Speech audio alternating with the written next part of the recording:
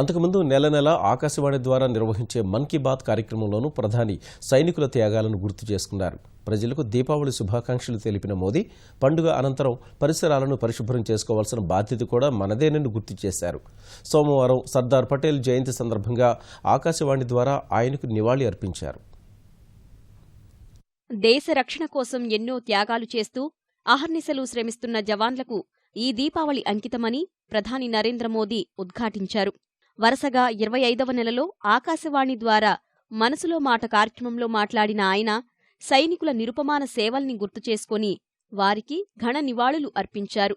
తన పిలుపు మేరకు జవాన్లకు దీపావళి శుభాకాంక్షలు చెప్పిన అశేష జనభారతానికి ప్రధాని ధన్యవాదాలు తెలిపారు.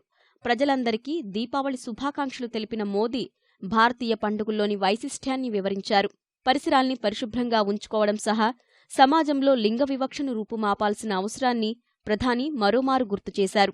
ప్రజా సంక్షేమం కోసం కేంద్ర ప్రభుత్వం చేపడుతున్న వేర్వేరు కార్యక్రమాల్ని ప్రస్తావించారు.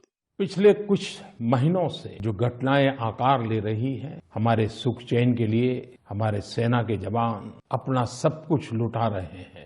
मेरे भाव विश्व पर सेना के जवानों की, सुरक्षा बलों के जवानों की ये त्याग, तपस्या, परिश्रम मेरे दिल दिमाग पर छाया हुआ रहता है. और उसी में से एक बात मन में कर गई थी कि यह दिवाली सुरक्षा बलों के नाम पर समर्पित हो. मैंने देशवासियों के संदेश टू सोल्जर्स एक अभियान के लिए निमंत्रित किया, लेकिन मैं आज सर झुका करके कहना चाहता हूँ, हिंदुस्तान का कोई ऐसा इंसान नहीं होगा जिसके दिल में देश के जवानों के प्रति जो अप्रतिम प्यार है, सेना के प्रति गौरव है, सुरक्षा बलों के प्रति गौरव है, जिस प्रकार से उसकी अभिव्यक्ति हुई है, ये हर देशवासी को ताकत देने वाली है.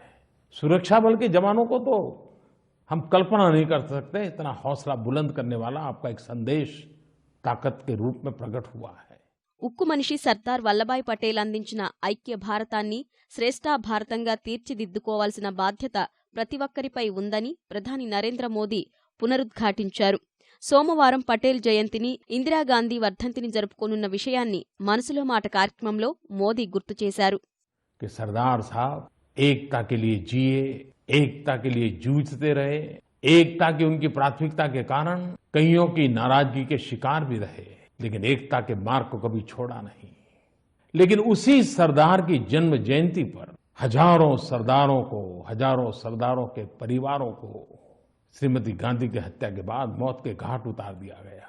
एकता के लिए जीवन भर जीने वाले उस महापुरुष के जन्मदिन पर ही और सरदार के ही जन्मदिन पर सरदारों के साथ जुल्म, इतिहास का एक पन्ना हम सबको पीड़ा देता है. लेकिन इन संकटों के बीच में भी एकता के मंत्र को लेकर के आगे बढ़ना है. विविधता में एकता, यही देश की ताकत है. हर पीढ़ी का एक दायित्व है, हर सरकारों की जिम्मेवारी है कि हम देश के हर कोने में एकता के अवसर खोजें, एकता के तत्व को उभारें. बिखराव वाली सोच, बिखराव वाली प्रवृत्ति से हम भी बचें, देश को भी बचाएं. सरदार साहब ने हमें एक भारत दिया. हम सबका दायित्व है श्रेष्ठ भारत बनाना.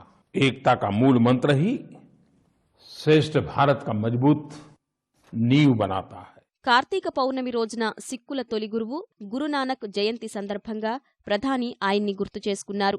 సామాజిక దురాచారాలు, వివక్షపై ఆయన పోరాడారని మోదీ కొనియాడారు. వివక్షరహిత సమాజం కోసం ఆయన పిలుపునిచ్చారని వివరించారు. ఆయన బోధనలు భారతీయులకే కాదు ప్రపంచానికి దిశానిర్దేశాలని ప్రధాని స్పష్టం చేశారు. గురునానక్ సిద్ధాంతాలను అనుసరిస్తూ తమ ప్రభుత్వం కూడా సబ్కా సాథ్ సబ్కా వికాస్ పేరుతో ముందుకెళుతున్నామని తెలిపారు.